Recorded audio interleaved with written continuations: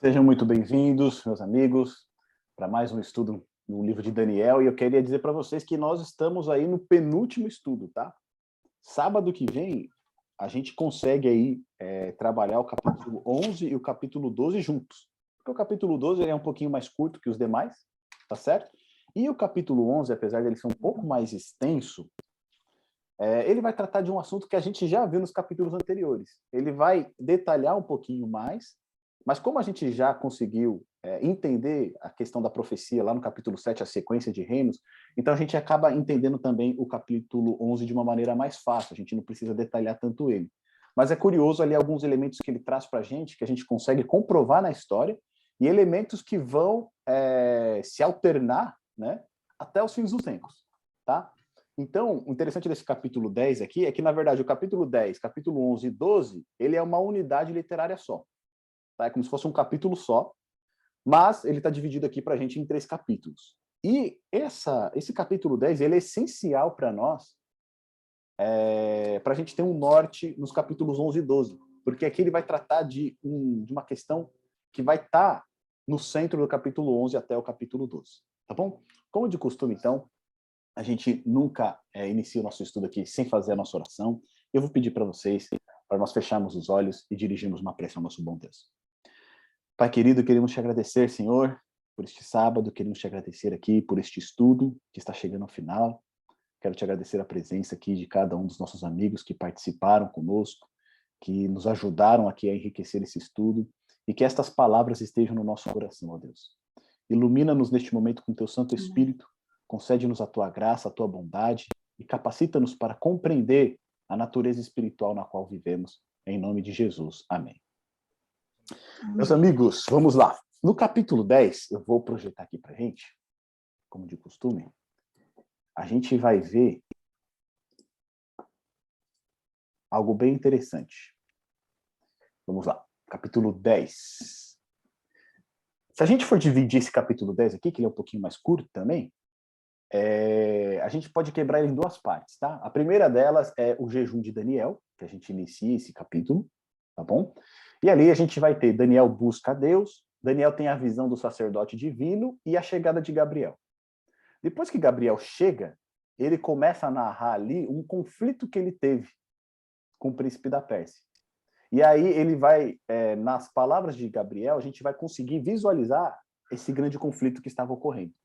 Então a gente vai ter a resistência do príncipe do reino da Pérsia e, por fim, a vitória de Miguel, o primeiro príncipe. Tá bom? Esse estudo aqui do capítulo 10, eu intitulei ele O Grande Conflito, porque ele abre essa última sessão do livro de Daniel e ele demonstra que até o final dos tempos, né, o que está por trás da humanidade, da alternância de poder, dos grandes reinos, dos grandes poderes, é um grande conflito espiritual. Aqui nesse capítulo 10 é como se Daniel ele descortinasse para nós o que está por trás de cada ação política, o que está por trás de cada desmando político, o que está por trás de cada poder secular. Tá bom? Então, olha só. Lá no capítulo 10, dos versos de 1 a 4, está escrito assim: No terceiro ano de Ciro, rei da Pérsia, foi revelada uma palavra a Daniel, cujo nome era Beltesazar. A palavra era verdadeira e envolvia grande conflito. E ele entendeu esta palavra e tinha entendimento da visão. E aqui a gente vê uma coisa curiosa, né? Porque aqui Daniel ele entende. Né? Ele não fica mais em dúvida, como a gente viu lá no capítulo 7, no capítulo 8, no capítulo 9. Aqui ele tem uma visão, mas ele compreende. Né? Não é necessário aqui que seja explicado para ele a visão que ele teve. No verso 2 diz o seguinte: Naqueles dias, eu, Daniel, estive triste por 3 semanas. Alimento desejável não comi, nem carne, nem vinho entraram na minha boca, nem me ungi com unguento, até que se cumpriram as 3 semanas. E no dia 24 do primeiro mês, eu estava à borda do grande rio Hiddekel.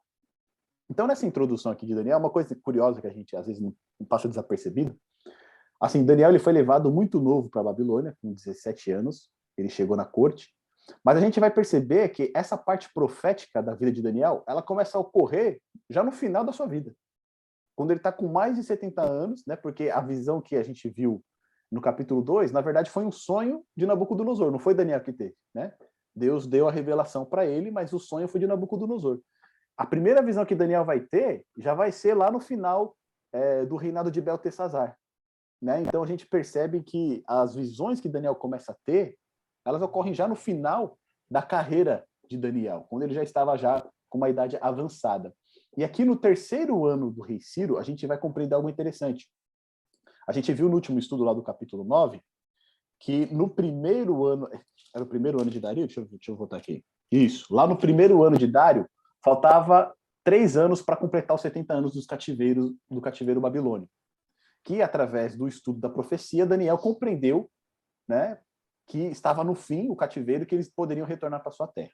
Aqui já é o terceiro ano de Ciro, ou seja, se lá faltavam 3 anos, aqui já se cumpriram os 70 anos do cativeiro. Só que pela movimentação que está em volta, Daniel não está percebendo um movimento muito grande, ele não está percebendo que realmente, né, o templo lá em Jerusalém está sendo reconstruído, a cidade lá em Jerusalém está sendo reconstruída. E é isso que fala para nós aqui no verso 2, quando diz que ele estava muito triste. E ele ficou triste por 21 dias. Né? 1 semana, 2 semanas, 3 semanas. Aqui não são semanas proféticas, aqui são semanas literais mesmo. Tá certo? Então não são 21 anos aqui que ele ficou triste. Mas ele ficou triste por 3 semanas. E é interessante, inclusive, esse comentário, porque no idioma original, né, aqui quando enfatiza 3 semanas, ele enfatiza realmente 3 semanas de dias. Ele está querendo 3 semanas de dias, para a gente não confundir com as 70 semanas do capítulo 9. Então, esses 21 dias aqui que Daniel ele, né, fica em jejum e ele fica numa situação muito triste, é por conta daquilo que estava acontecendo em Jerusalém. Olha só, no primeiro ano do seu reinado, Ciro ele ordenou a reconstrução do templo, mas já haviam se passado 2 anos e o templo ainda não estava reconstruído. Vamos dar uma olhadinha lá? Em 2 Crônicas, no capítulo 36. Quem puder, abre a Bíblia com a gente. Depois a gente volta para Daniel 10. Deixa marcadinho aí para voltar para Daniel 10. Mas vamos voltar lá em 2 Crônicas. Está antes de Salmos, está antes de Jó, antes de Esdras, Neemias. 2 Crônicas, capítulo 36, nos versos 21 e 23. Aqui é interessante que essas crônicas aqui, eles dizem que foi Esdras que compilou esse livro, tá certo? E ele, no final dessas crônicas, ele já compila as informações aqui como Ciro atuando, né, para a reconstrução do templo. Então, 2 Crônicas, capítulo 36, versos de 21 a 23. Quem encontrou aí, por favor, pode ler para a gente, tá? Para que se cumprisse a palavra do Senhor por boca de Jeremias, até que a terra se agradasse dos seus sábados. Todos os dias da desolação repousou, até que os 60 anos se cumpriram. Porém, no primeiro ano de Ciro, rei da Pérsia, para que se cumprisse a palavra do Senhor por boca de Jeremias, despertou o Senhor o espírito de Ciro, rei da Pérsia, o qual fez passar pregão por todo o seu reino, como também por escrito, dizendo: Assim diz Ciro, rei da Pérsia, o Senhor, Deus dos céus, me deu todos os reinos da terra e me encarregou de lhe edificar uma casa em Jerusalém, que está em Judá. Quem entre vós é de todo o seu povo, que suba, e o Senhor, seu Deus, seja com ele. Isso. Olha aí. Então, o que a gente vê aqui? No primeiro ano de Ciro, ele já ordenou a reconstrução do templo lá em Jerusalém. Tá vendo? Só que o que a gente vê aqui em Daniel 10 é que, ok, já se passaram 2 anos desde que ele ordenou a reconstrução do templo em Jerusalém e o templo ainda não estava de pé. Então, esse é o motivo que no verso 2 diz que Daniel ele estava triste naqueles dias. E uma coisa interessante aqui para a gente é que Daniel ele vai enfatizar o seguinte no verso 3, né? Alimento desejável não comi, nem carne, nem vinho entraram na minha boca. Ou seja, Daniel estava se alimentando ali dos alimentos mais simples, né? Não significa que ele estava abstêmio de tudo. Muitas vezes a gente vê as pessoas, vamos fazer os 21 dias de jejum de Daniel, né? Algumas igrejas têm esses programas. E aí, 21 dias lá, o irmão fica sem comer nada, fica comendo só um pãozinho ali. Mas não é isso que Daniel está querendo dizer aqui. Está dizendo que ele não se alimentou de maneira para satisfazer as suas vontades. O que ele comia ele comia o básico, apenas para ter o seu sustento. E quando ele menciona que ele não se alimentou nem de carne nem de vinho, tem um ponto muito interessante. Porque no verso 4, Daniel ele diz o seguinte: e no dia 24 do primeiro mês, eu estava a bordo do grande rio Dequel. Esse primeiro mês aqui para o judeu era celebrada a Páscoa. Então, obrigatoriamente, todo judeu no primeiro mês, nos primeiros dias, o que ele ia se alimentar? Da carne do cordeiro e também iria tomar o vinho. Então, assim, ele como judeu, ele tinha obrigação, né, de participar desse ritual da Páscoa, que celebrava a Páscoa. Só que quando ele diz aqui que não comeu nem carne, nem vinho, ele está demonstrando o seguinte: ele está tão preocupado com a situação que eles se encontram, porque já fazem 2 anos que era para o templo estar reconstruído e ainda não está, que ele não consegue celebrar a Páscoa. Ele não consegue celebrar a libertação do... A gente lembra que a Páscoa é a libertação do cativeiro egípcio, né?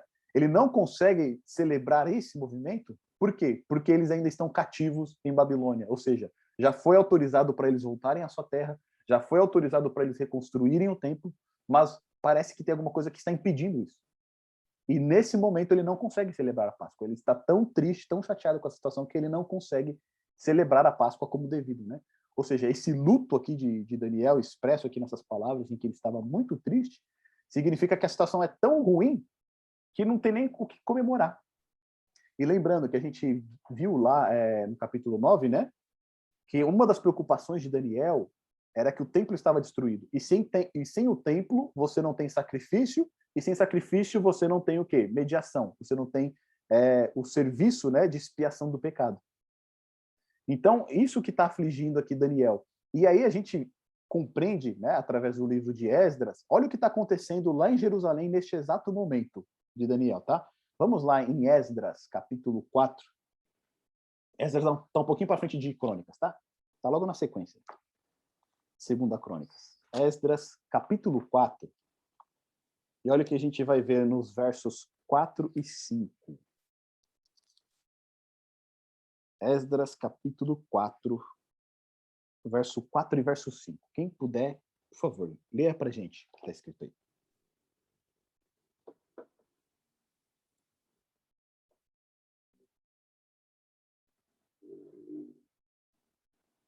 Eu vou ler aqui. Então as gentes da terra desanimaram o povo de Judá, inquietando no edificar. Alugaram contra eles conselheiros para frustrarem o seu plano, todos os dias de Ciro, rei da Pérsia, até ao reinado de Dário, rei da Pérsia. Percebe o que está acontecendo lá em Jerusalém? Fazia 2 anos que Ciro tinha autorizado a reconstrução do templo, só que a gente vê aqui no verso 4, todavia o povo da terra era quem? Aquele povo que havia ficado lá em Jerusalém, quando a terra ficou desolada. Depois nós tivemos os samaritanos que estavam lá, e a gente percebe que essas pessoas, elas querem se unir ao povo os judeus que haviam retornado de Babilônia na reconstrução do templo. A gente vai ver essa história no livro de Esdras e Neemias. Só que daí o que né, aqueles que retornaram do exílio falam, não, né, essa obra é uma obra nossa, não compete vocês que se associem a nós nessa obra. E um ponto interessante é que os samaritanos, apesar de serem judeus, eles eram sincretistas. Ou seja, a religião deles já estava envolvida com outras práticas, né? Então eles faziam sacrifícios, eles tinham sacerdotes, mas ao mesmo tempo cultuavam outros deuses, tinham outras práticas. Então, com medo dessa mistura, né, o povo que havia retornado do exílio e eles tinham ido para o exílio por conta da idolatria, o que eles falam? Não, né, essa obra compete somente a nós e não é justo que vocês participem conosco. E aí este povo, ele começava o quê? Enfraquecer as mãos do povo de Judá. Então começavam a criticar, começavam a atrapalhar a construção do templo. E não somente isso, no verso 5 diz o quê? Eles alugaram conselheiros para falarem contra eles e para o quê? Frustrarem os seus planos todos os dias de Ciro, o rei da Pérsia, até o reinado de Dário, o rei da Pérsia.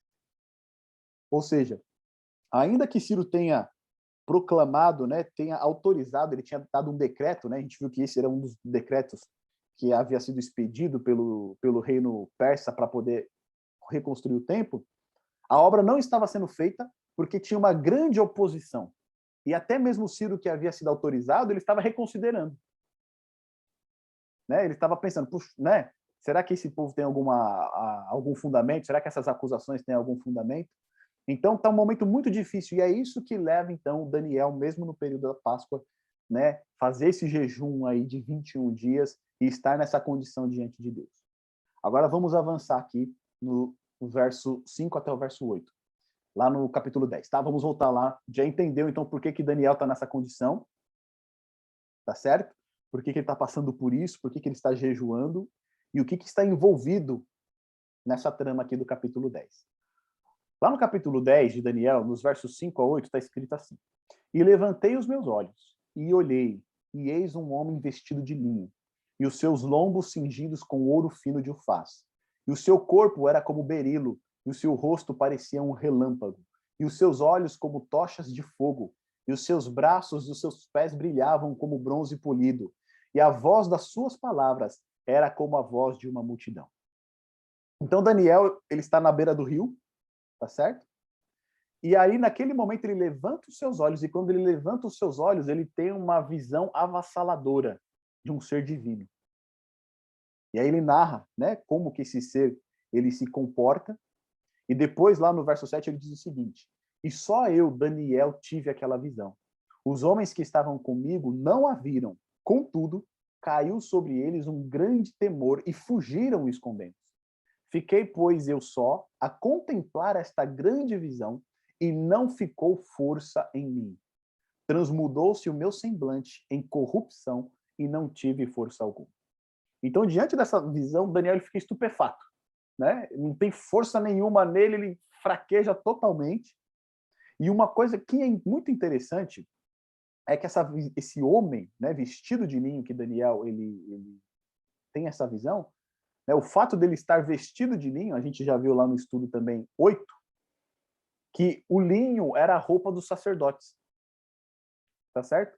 E esse homem aqui, ele está vestido como um sacerdote, porque ele está vestido de linho, e ele também tem os seus lombos cingidos com ouro fino, ou seja, ele está com uma cinta de ouro. E olha só que coisa interessante, essa visão de Daniel é uma visão muito semelhante a outras visões de seres divinos que se encontram também na Bíblia. E não seres divinos, né? Mas o ser divino. Olha que coisa interessante. Quem puder, abre para a gente lá em Ezequiel, no capítulo 1. A gente vai ler do verso 26 ao verso 28. Ezequiel, capítulo 1, verso 26, 28. E aí a gente vai ver uma dessas visões. Aqui no caso é Ezequiel, contemporâneo de Daniel, né? Enquanto Daniel servia na corte, Ezequiel ele estava junto do povo lá em Babilônia. Ele era o profeta de Deus para o povo que estava no exílio. E olha o que ele diz lá para a gente, no capítulo 1, no verso 26 e 28. Todos encontraram aí? Eu vou ler aqui para a gente, tá? Ezequiel, capítulo 1, dos versos 26 ao 28. E por cima do firmamento, que estava por cima das suas cabeças, havia algo semelhante a um trono que parecia de pedra de safira. E sobre esta espécie de trono havia uma figura semelhante a de um homem, na parte de cima sobre ele. Então Ezequiel ele vê uma visão de um trono, ele tem a visão de um trono, e uma figura semelhante como do homem sentado nesse trono. Aí no verso 27. E via como a cor de âmbar, como a aparência do fogo pelo interior dele ao redor, desde o aspecto dos seus lombos e daí para cima. E desde o aspecto dos seus lombos e daí para baixo, vi como a semelhança de fogo e um resplendor ao redor dele. E no verso 28, como o aspecto do arco que aparece na nuvem no dia da chuva, assim era o aspecto do resplendor em redor. Este era o aspecto da semelhança da glória do Senhor. E vendo isto, caí sobre o meu rosto e ouvi a voz de quem falava. Percebe que a visão que Ezequiel tem é muito semelhante à visão de Daniel? É um ser majestoso, um ser glorioso, né? Eles mencionam ali pedras muito preciosas que brilham muito, e a reação dos dois é a mesma. Para Daniel, o quê? Faltou forças, né? Ele ficou enfraquecido. E Ezequiel, o que aconteceu? Vendo isto, caí sobre o meu rosto. Ou seja, os dois, quando eles têm essa visão desse ser majestoso, desse ser divino, o que acontece? Eles perdem a força completamente. O que pode nos levar a compreender que a visão do ser de Daniel é o mesmo de Ezequiel. Quando a gente estuda o livro de Ezequiel, a gente vai ver que essa visão que Ezequiel tem, ele tem a visão do próprio Deus. ele está sentado no seu trono. A gente vai ver que tem os querubins ao redor desse trono também. No livro de Ezequiel ele vai detalhar. Vai até aparecer uma visão um pouco fantástica, né? Porque ele vai falar que são os querubins, e um tem uma cabeça de leão, outro cabeça de homem. Então ele vai dar uma série de descrições ali. E a gente vai ver que a descrição que é feita de quem está sentado no trono, ou seja, do ser divino, e aqui que ele fala que é a glória do Senhor, é o mesmo ser. Agora, olha só o que João também fala a respeito disso. Lá em Apocalipse, no capítulo 1, dos versos 12 ao verso 16. Pode ir lá para o último livro da Bíblia, lá no capítulo 1. Nos versos 12 e no verso capítulo 1, né? Do verso 12 ao verso 16. Quem encontrar, por favor, pode ler para a gente.